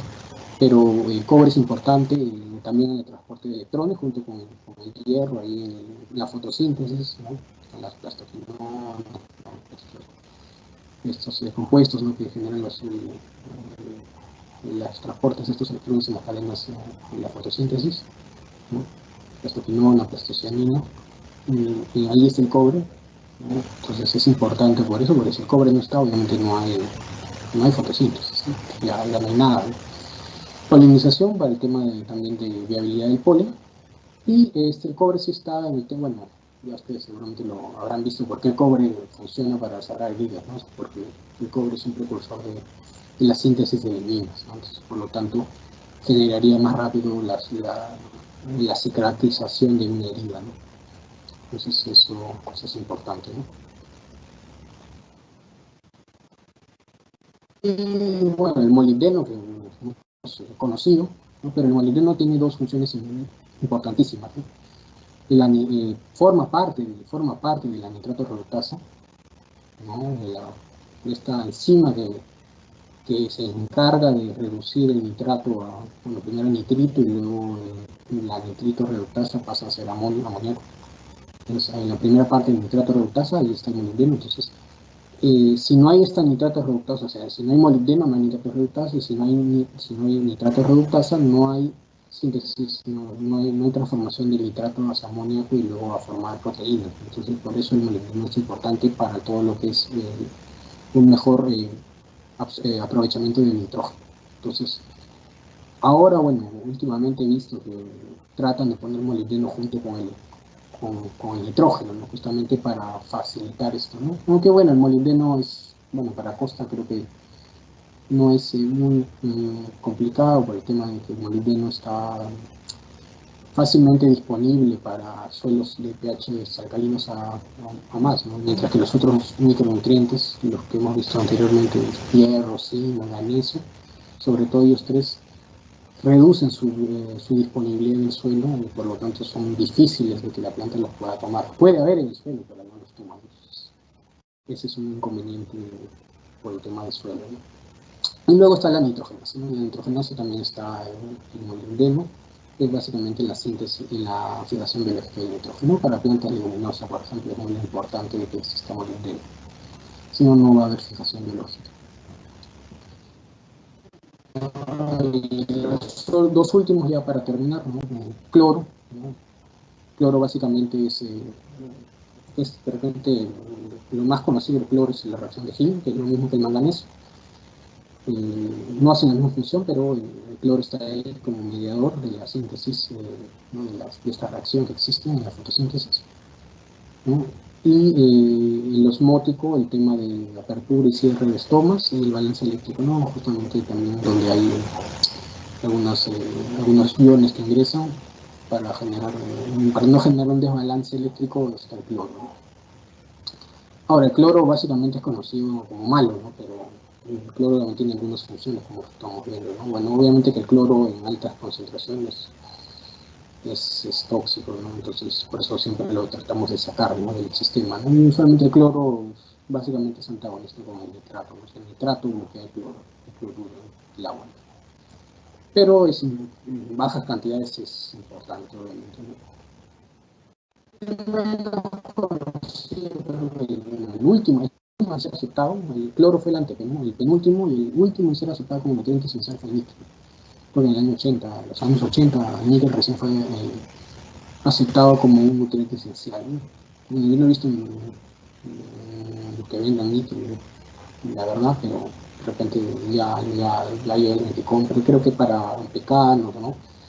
Para esos cultivos nogales sí es bastante empleado, pero bueno, no he visto en otro cultivo la aplicación de níquel. Pero básicamente es aceptado porque forma parte, es el componente catiónico, del metálico de la urease, ¿no? ¿Y la urease qué cosa es? Bueno, en el suelo, bueno, casi todos lo conocemos porque es el que degrada la urea amonio, pero hay ciertas plantas que pueden, bueno, en la mayoría, en casi todas las plantas pueden absorber urea, pero en bajas cantidades, ¿no? Menos del 1% puede absorber nitrógeno en forma de urea, ¿no? Básicamente es nitrato y amonio. Pero como absorbe también urea, entonces ahí es donde la planta, para sintetizar obviamente esa urea, necesita la urease. Y por lo tanto, el níquel está ahí como componente metálico. Por lo tanto, el níquel generaría esto sería lo esencial, ¿no? Para que el níquel sea considerado útil. Y bueno, para finalizar, lo que siempre yo recomiendo es una nutrición balanceada, ¿no? No solamente es con un nutriente, sino en realidad deberían ser todos, ¿no? Porque casi siempre un nutriente, la aplicación de un nutriente adicional siempre generaría una mayor rentabilidad, no una mayor sí, ya ahora acabamos, ya me están informando que ya estoy cerca, ya estoy acabando. Entonces lo importante, ¿no? Para resumir básicamente es que los nutrientes deben ser aplicados en las cantidades óptimas, buscar el balance, ¿no? Para generar mejores respuestas en los cultivos, no excederse solo en uno, no solo nitrógeno. Por eso es importante que muchos, bueno, yo estoy a favor de, por ejemplo, de hacer lo que se llama ensayos para ver elementos faltantes. Yo sé que es una práctica que muy difícilmente se haga en campo porque significaría no aplicar un nutriente, pero siempre es necesario para ver en realidad cuál es ese nutriente que en realidad me está generando esta limitación en el rendimiento, ¿no? Entonces, por eso es que en algunos lugares se hacen estas, bueno, usualmente en parcelas, ¿no? de estudio, ¿no? Que se hacen estas parcelas de medición. Y sobre todo el tema de cuantificar la eficiencia del nutriente, ¿no? Lo que se llama NUE, que es la eficiencia del uso del nutriente. Porque nosotros podemos aplicar 100, ¿no? Y de repente la planta lo absorbe 20 nada más, ¿no? Entonces la eficiencia es el 20%. Entonces siempre buscar la mejor eficiencia, ¿no? De los nutrientes, y para eso hay diferentes fuentes, ¿no? Entonces ustedes al final deben comparar, deben corroborar si la eficiencia de esa fuente es buena para seguir trabajando, ¿no? Entonces, a todos, y bueno, si tienen alguna duda, pregunta, ese es mi correo, para que en cualquier momento puedan escribirme. Muchas gracias por la oportunidad del Grupo Silvestre. Y bueno, eso sería todo. Gracias. Muchísimas gracias, ingeniero, por su participación. Cabe resaltar que al término de las exposiciones realizaremos las preguntas que ustedes nos envían. A continuación, continuando con nuestra programación, le daremos el pase al ingeniero Carlos Guamán. ¿Aló, ingeniero Guamán, nos escucha? Sí, Fanny, gracias. Gracias por la presentación. Antes que todo, buenas tardes con todo, buenas noches con todo. Agradecer su tiempo para poder compartir con nosotros informaciones técnicas, ¿no? Muchísimas gracias, ingeniero Pedro, por la buena exposición. Fanny, ¿me comenta si pueden visualizar la pantalla? Sí, ingeniero, no se preocupe. Lo podemos observar sin problemas. Bueno, señores, continuando con la exposición, en nombre del Departamento Técnico del Grupo Silvestre del Área de Investigación, Registro y Desarrollo, pues es un grato honor poder contribuir con parte de la exposición, ¿no? Generalmente comentarle que la empresa, el Grupo Silvestre, pues dentro de todas las paletas del portafolio, pues también cuenta justamente con nutrientes, macro y micronutrientes, y una categoría muy importante que justamente corresponde al tema de los bioestimulantes. Netamente etapas o aplicaciones foliares, ¿no? Por ello es que vamos a ver, ¿no?, de antesala un poco el tema de los factores que afectan en sí esta fertilización foliar, ¿no? Dentro de la aplicación foliar, pues existen diferentes factores. Uno de ellos vemos que prácticamente se refiere a los equipos de aplicación, ¿no? Cuando hacemos aplicaciones foliares, utilizamos diferentes tipos de equipos, ¿no? Diferentes tipos de velocidades de aplicación, diferentes tipos de boquillas, diferentes manejos que se pueden utilizar, ¿no? Y las velocidades son totalmente distintas. Entonces, a ello puede ser afectado una aplicación foliar, ¿no? Otro de los factores corresponde también al tipo de cultivo, tipo de capa cerosa que tiene el cultivo, la edad fenológica del cultivo, ¿no? Todos los cultivos no son similares, por lo tanto, no quiere decir que a todos los cultivos va a tener el mismo grado de absorción, ¿no?, con respecto al tema de una aplicación foliar. También tenemos que tener en cuenta muy claramente que las temperaturas también influyen mucho aquí, ¿no? Las condiciones climáticas en general tienen que ver mucho, el tema de la humedad relativa, la luminosidad, ¿no?, los fríos, todo eso.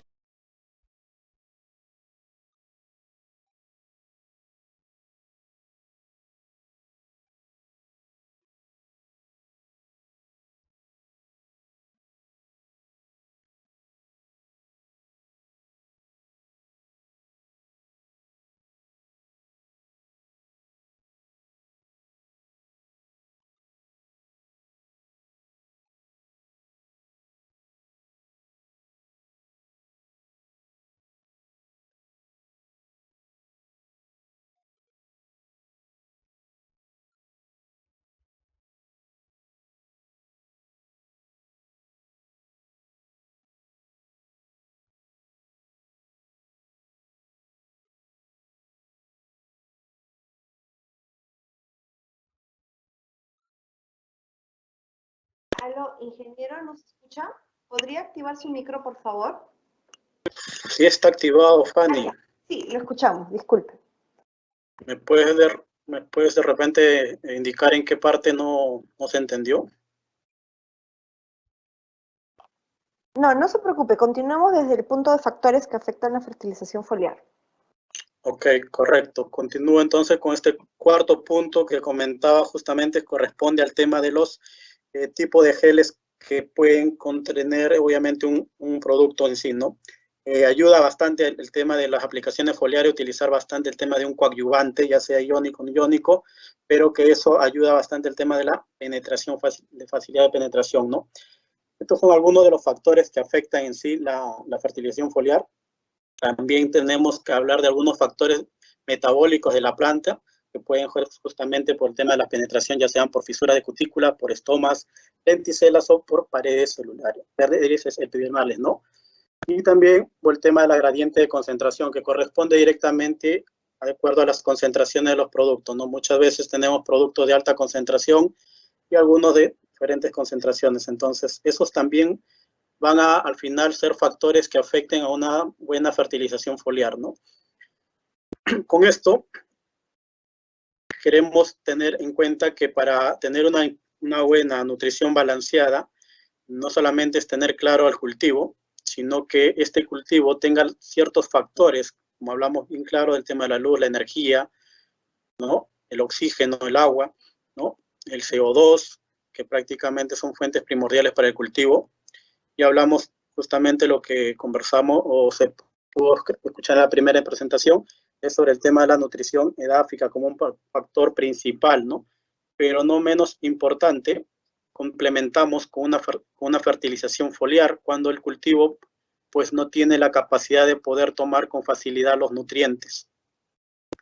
Es por ello y se toma en cuenta y se sugiere que todo lo que trabajemos en fundos, en cultivos para tener una buena fertilización, ya sea foliar o edáfica, se requiere de realizar ciertos análisis, ¿no? Antes de hacer una buena aplicación para poder corregir estas deficiencias que puedan presentar el cultivo, ¿no?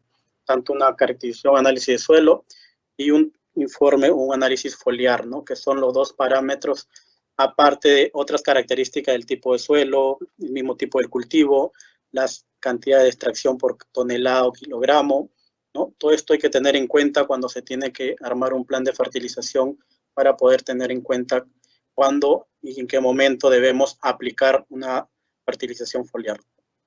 Entonces, acá hay un tabú, hay un mito inclusive, ¿no? Con el tema de por qué usar nutrientes foliares, ¿no?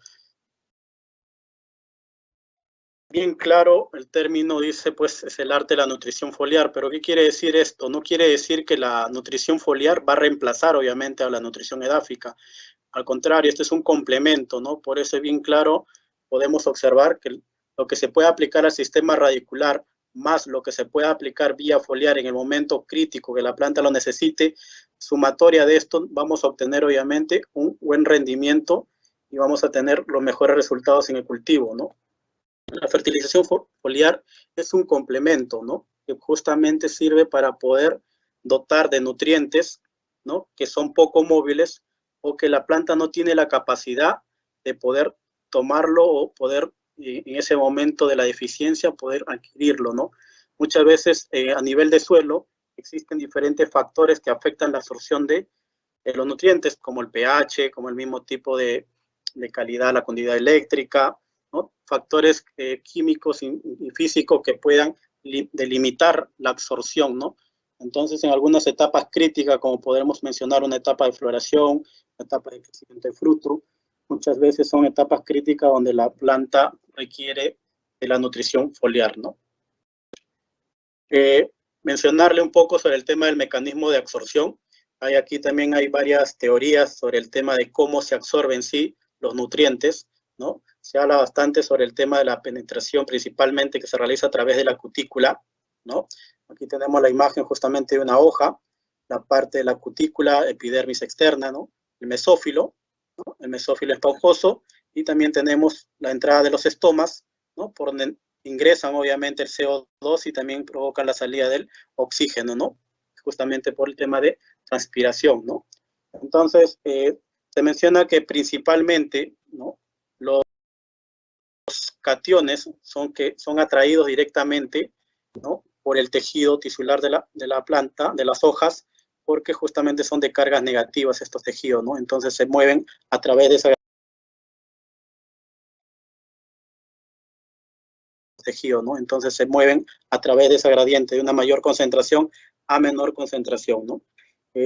Aquí también podemos visualizar una imagen, ¿no? Donde vemos el mecanismo de absorción, ¿no? Vale mencionar que las líneas azules, ¿no? Son justamente la forma de cómo se mueve una vez que se ha realizado, ¿no? El producto, aplicación foliar, ¿no? A través de las paredes epidermales, ¿no? Epidermis, o a través de los estomas, ¿no? Para llegar a dónde? A los bases vasculares, ¿no? Directamente al floema, ¿no? Donde se va a mover hacia las hojas o hacia los órganos de reserva, donde se requiere poder corregir la deficiencia nutricional. También existen 3 mecanismos de cómo se puede absorber los nutrientes, ¿no? Uno de ellos justamente por difusión pasiva, por la cutícula, ¿no? Que es justamente a través de las células. El otro es por absorción, ¿no? a través de la membrana citoplasmática, ¿qué cosa quiere decir? Que va a ir cruzando entre células, ¿no?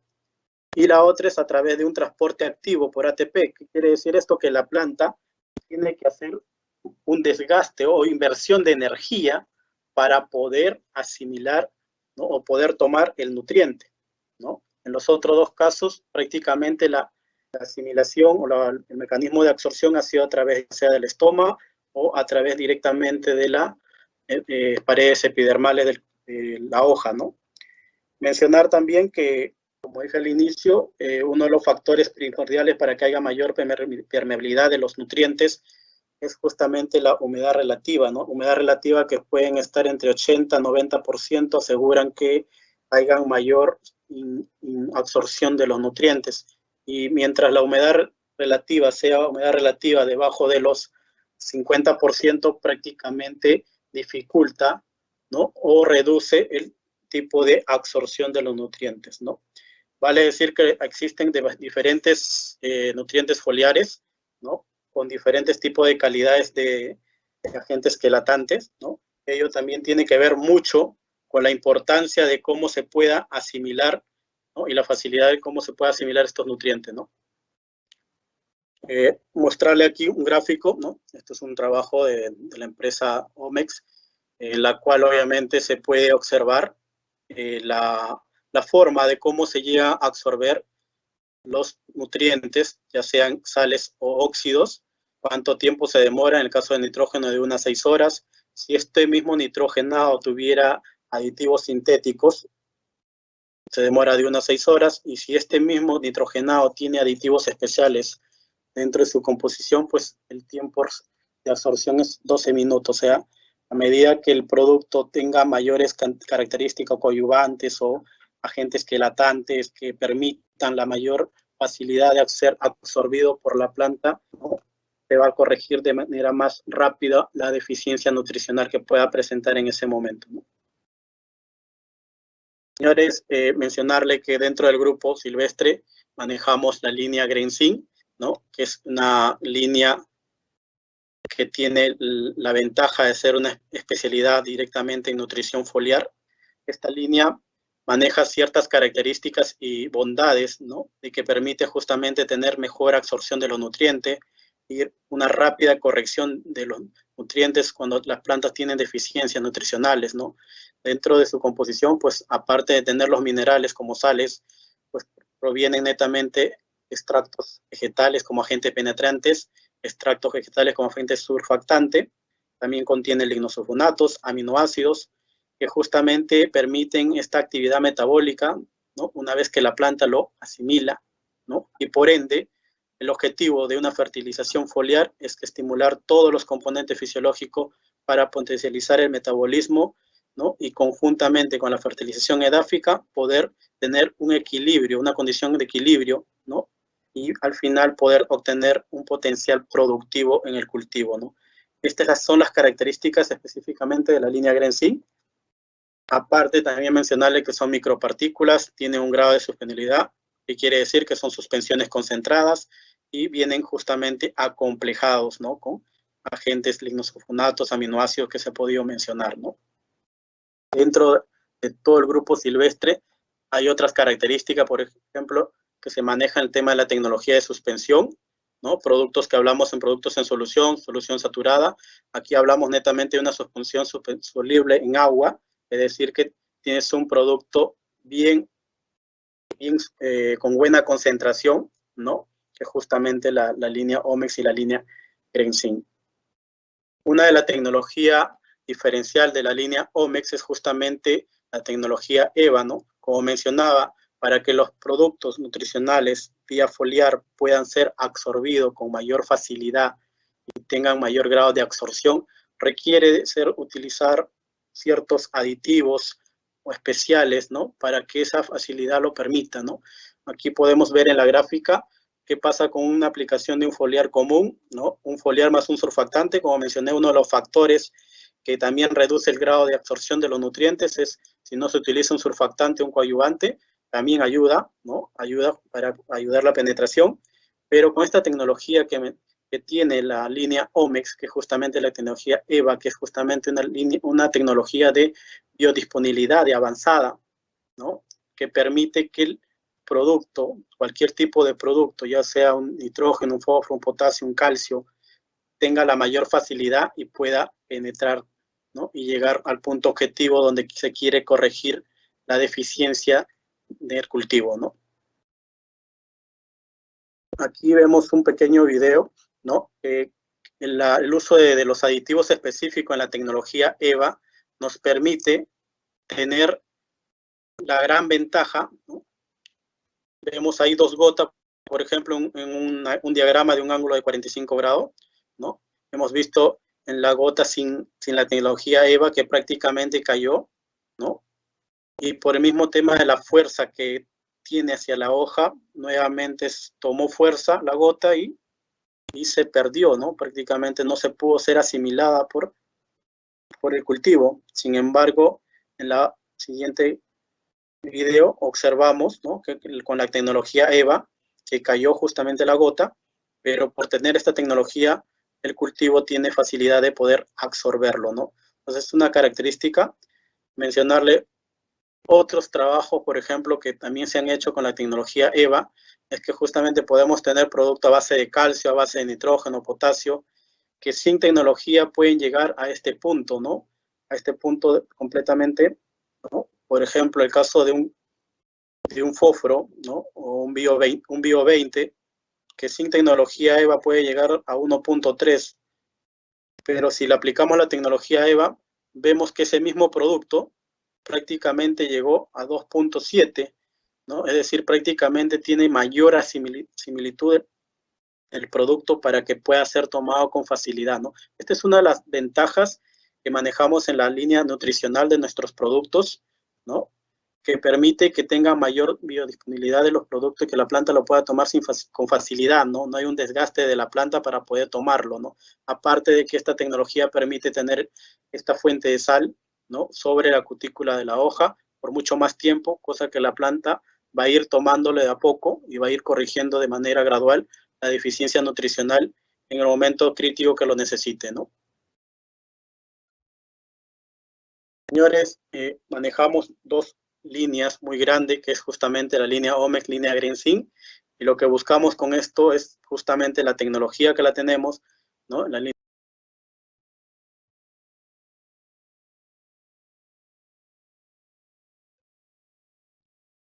Omex, eficiencia en todos los productos, darle seguridad, brindarle calidad y de alguna manera contribuir con la productividad. Si bien es cierto, cabe recalcar que el tema nutricional foliar no va a suplir a una nutrición edáfica, pero sí complementa muchas veces en los momentos más críticos o cuando el cultivo no tiene la capacidad de poder tomar con facilidad los nutrientes. En esos momentos críticos, justamente entra a tallar muy bien la fertilización foliar. Mencionarles parte de nuestro portafolio como macro y micronutrientes y secundarios, ¿no? Manejamos potasios, nitrógenos, magnesio, calcio, ¿no? Calcio borosín, microelementos, toda una paleta completa de productos de alta calidad, ¿no? Con esta tecnología EVA. Manejamos el portafolio también de macro y micronutrientes con la tecnología, ¿no? De lignosulfonatos, aminoácidos, que también son de fácil asimilación, ¿no? Todo este portafolio manejan la calidad de estándares para que puedan ser utilizados y aplicados en los cultivos en el momento que el cultivo lo requiere.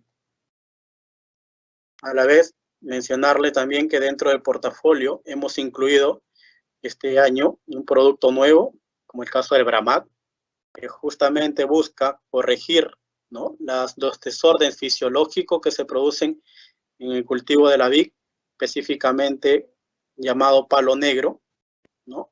Es un producto muy interesante, al cual los invito obviamente a poder solicitarlos, ¿no? Con cada personal que manejamos en cada zona, ¿no? Es un producto que cubre esa necesidad, sobre todo en el cultivo de la uva, que se requiere corregir esta deficiencia, ¿no? Ya sea este desorden fisiológico, ya sea por tema nutricional, por tema osmótico o por un mismo tema de desbalance hormonal, ¿no? Lo otro, también manejamos un portafolio de bioestimulante, como dije al inicio. Dentro de los bioestimulantes manejamos ácidos fúlvicos, tenemos extractos de algas, tenemos quitosano, tenemos también aminoácidos, ¿no? Compuestos orgánicos y hongos y bacterias, ¿no? Mencionamos acá algunos productos del portafolio, caso Risabrum, Rumba, Agrispon. Justo mencionarle de Agrispon, es un producto, un bioactivador fisiológico de la planta, ¿no? Mostrarle, por ejemplo, un pequeño video donde podemos observar Agrispon con agua y fosfato, ¿no? Mientras Agrispon con algas marinas y agua solo, y observamos el crecimiento radicular. Agrispon es un producto que, a ser aplicado vía foliar, pues absorbe obviamente a través de las hojas y trasloca a través del floema hasta el sistema radicular y comienza la activación del proceso fisiológico de la planta. Es un producto muy interesante. Tenemos el caso del Ergovic, ácidos fólicos, ¿no? Aminoácidos, ¿no? Todo esto complementa prácticamente el portafolio, ¿no? De la línea de aminoácidos del grupo silvestre. También hemos incursionado con un nuevo producto que está en la cartera para que ustedes también lo puedan utilizar, el caso de Almarin, que es un bioestimulante a base de 2 algas, como el caso de Clonia máxima y Laminaria digitata, ¿no? Cuya función principal es justamente maximizar el potencial productivo de tu cultivo en las diferentes etapas del cultivo, ya sea en la etapa de crecimiento vegetativo o en la etapa de producción, ¿no? Incrementa resistencia ante situaciones de estrés abióticos y bióticos, ¿no? Y mejora la absorción de los nutrientes que se han aplicado foliarmente, ¿no? Por último, la fertilización edáfica, ¿no? También complementamos un poco el portafolio con una fertilización edáfica. Manejamos el Macrofer 12-12-17 con fuente de NPK y complementamos con una enmienda húmica granulada, como el caso de Crowflex, ¿no? Justamente lo que buscamos con esto es un poco complementar, ¿no? La exigencia de los cultivos nutricionales, elevando justamente la fertilidad del suelo, por ende conseguir mayor rendimiento, ¿no? Y aportando los elementos nutricionales cuando la planta lo requiera.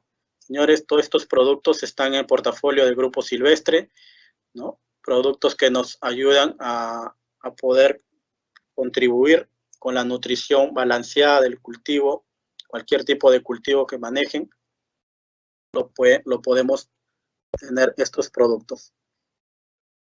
Y comentarle que todos estos productos mantienen justamente socios y proveedores estratégicos de diferentes países, como el caso de España, como el caso de Estados Unidos, ¿no? Como el caso de Inglaterra, México, que nos dan justamente el soporte técnico y nos brindan la calidad, ¿no? Y seguridad de nuestros productos al mercado.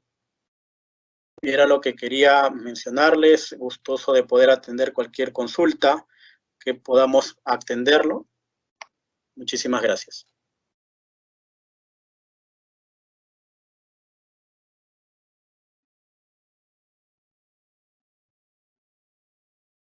Ani. Aló, ingeniero, ¿me escucha? Sí, sí, te escucho. Muchísimas gracias por su participación, por su aporte. Ahorita vamos a pasar a las preguntas para poder resolver una que otra inquietud que nos hicieron llegar nuestros clientes.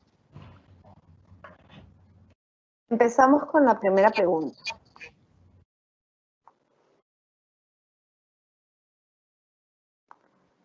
La primera pregunta va dirigida para el ingeniero Pedro Pablo. Ingeniero, ¿me escucha? Sí, sí, escucho. Ya, gracias. La pregunta es la siguiente. Usted mostró que el micronutriente cloro está en mayor proporción en las plantas versus otros microelementos. ¿Cuál es la función del cloro en las plantas y qué cultivos son los que necesitan un mayor aporte para el caso de lo que es la palma aceitera? A ver, el cloro básicamente, como mencioné, tiene que ver en la fotosíntesis, en la fotólisis del agua, que es la primera parte donde se rompe la molécula de agua para donar electrones. Ahí es importante el cloro. Luego, el tema de qué cultivo he visto, por ejemplo, en cebollas, que por ejemplo, en cebolla amarilla he visto que usualmente prefieren usar fuente potásica de cloro en lugar de nitrato, ¿no? O sea, ahí he visto que no hay ningún problema con el cloro, ¿no? Que la planta la tolera bien, no hay efectos negativos. Pero en palma no sabría, no sabría el comportamiento, no he visto mucho, pero un tema importante del cloro, algo bueno para nosotros es que el cloro es fácilmente lavable en el suelo, ¿no? O sea, el cloro es uno de los nutrientes o uno de los iones que fácilmente se lixivian, ¿no? Entonces, si tenemos problemas con cloro, con cloruro es fácilmente lavable, ¿no? Ese es un punto a favor para evitar su toxicidad. Entiendo, ingeniero. La segunda pregunta sería sobre los shocks de nitrógeno, que al aplicar inicialmente la planta, dicha planta ya no se ve tan vigorosa y luego se empieza a ver una leve recuperación. ¿A qué se debería esto?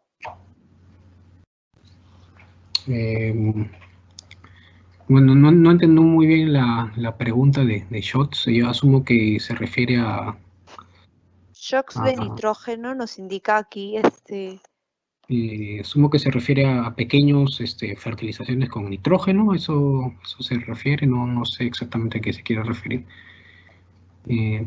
Pero bueno, el nitrógeno en realidad, por ejemplo, si lo aplicas como nitratos, o no, es mucho más rápido su asimilación que si lo aplicas con urea, ¿no? Porque hay que esperar que la urea se convierta en amonio y luego en nitrato, entonces es mucho más rápido. Por ejemplo, la aplicación de nitrato hay un efecto mucho más visible que con urea. Tal vez por ahí puede haber una diferencia en la vista, ¿no? Del agricultor, de cómo responde una planta a diferente fuente.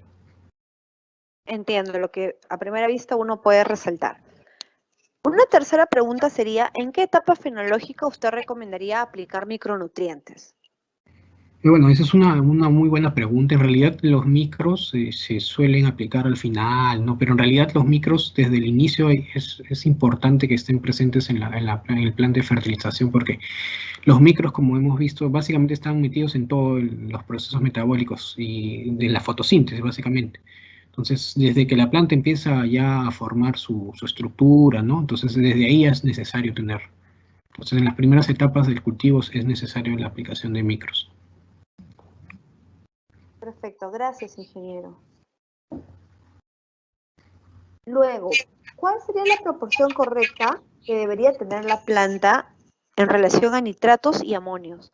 ¿Qué tipo de fertilizante edáfico usted podría recomendar que cumpla con dicha proporción? Bueno, usualmente para fertirreo siempre se maneja esta relación 80-20, 70-30 de nitrato sobre amonio. Ahora, el tema de un fertilizante específico, ¿no? Para cumplir esa relación es un poco complicado por el tema de que, por ejemplo, el urea, que es lo más usado, primero se convierte en amonio y luego en nitrato. Entonces, usualmente el amonio no está mucho tiempo en el suelo porque el amonio se nitrifica rápidamente, porque usualmente hay bacterias que utilizan este amonio para conseguir energía. Entonces, usualmente el amonio no se queda mucho tiempo en el suelo, por lo tanto, el nitrato en suelos bien aireados, ¿no? Va a predominar, y ese es el nitrato que, bueno, esa es la forma como la planta casi siempre toma el nitrógeno, ¿no? Entonces, pero si ustedes quieren evitar este desbalance, es mejor usar más fuentes nítricas, por ejemplo, un fertirriego más nitratos y de repente no usar nitrato amonio, simplemente nitratos de calcio, magnesio, potasio. Y para un poco de fuente de amonio puede ser fosfato monoamónico, ¿no? De ahí incorporo el amonio. Pero, Gracias. Ay, perdón, disculpe, lo corté. no, eso es, por fertirriego se pueden trabajar con soluciones nutritivas, ¿no? Que ahí es más fácil calcularlo, ¿no? En base a mil equivalentes para detallar bien la cantidad de nitratos y de amonios, ¿no? Gracias. La siguiente pregunta sería, ¿el calcio influye en la coloración aplicado en lo que es el cultivo de uva, ya sea en la coloración, en los grados gris?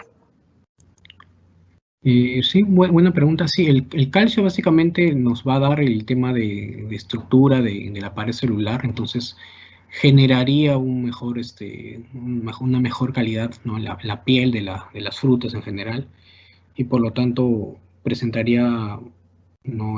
Una mejor calidad, ¿no? Más que todo el color básicamente más se atribuye a potasio, magnesio, ¿no? Pero calcio puede mejorar también ese, este, esa propiedad, ¿no? Sobre todo para grados Brix, si quiero concentrar azúcares, básicamente hablamos de magnesio, de potasio. Perfecto. ¿Y los fosfitos de potasio se pueden considerar como fuente de fósforo? Eso es una pregunta que siempre ahí genera confusión. En realidad el fosfito no es la forma asimilable del fósforo, ¿no? Entonces viene de otra fuente, no es el de ácido fosfórico, me parece que es de ácido fosforoso, si no me equivoco. Y no más que todo es, bueno, lo he visto, lo he usado más que todo para como un protector más que nutriente, ¿no?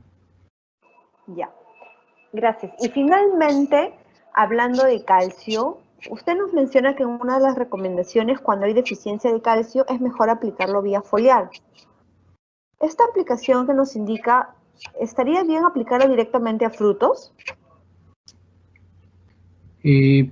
Lo que pasa es que el calcio es un tema muy difícil de meterlo por suelo, porque el tema del movimiento del calcio. El calcio básicamente se mueve por transpiración, entonces el calcio va a ir hacia donde el fruto transpire, y usualmente los frutos, por ejemplo, pueden estar sombreados, ¿no? Entonces, por lo tanto, el calcio no va a ir al fruto. Entonces, ese es uno de los grandes problemas, ¿no? Y aparte la absorción del calcio, ¿no? Usualmente es una absorción en el tema de raíces es por vía pasiva, entonces por lo tanto necesita crecimiento siempre de raicillas nuevas para que el calcio ingrese. Entonces, por eso es que se indica o se recomienda el tema de una aplicación foliar, porque estoy ayudando en algo a la planta. Entonces, pero ahí nace siempre una discusión, ¿no? El tema de que si llega a las hojas pero no llega al fruto directamente, en realidad de la hoja no va a llegar al fruto, ¿no?